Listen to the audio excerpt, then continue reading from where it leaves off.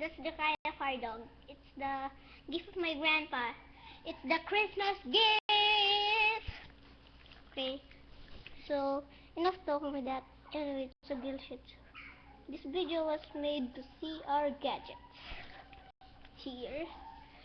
So first, this is a review, like a double review. PSP and Nintendo DSi.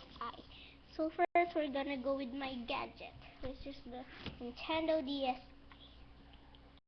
You see, if you don't have a Nintendo, I'll teach you how to open it.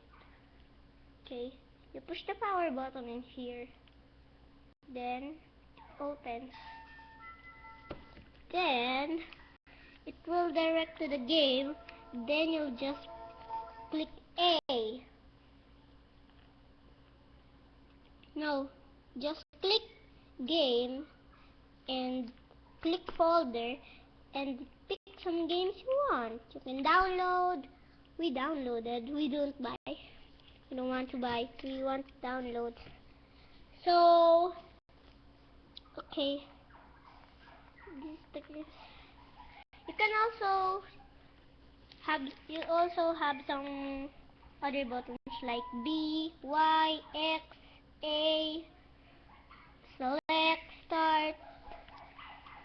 The control thing is... Sorry, my dog is just finding its mother.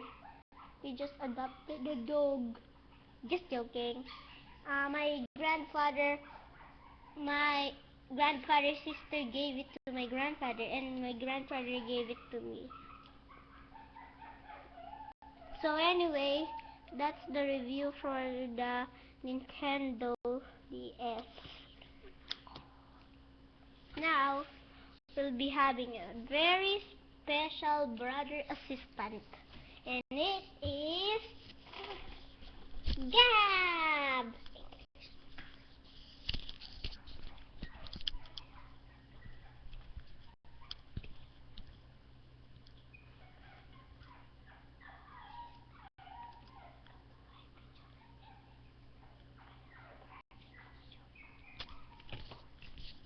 Sorry for the wait. Hello? Learning English. Hello? Welcome for the video. It's learning how to learn English. Now you look at my gadget. We have very special gadget.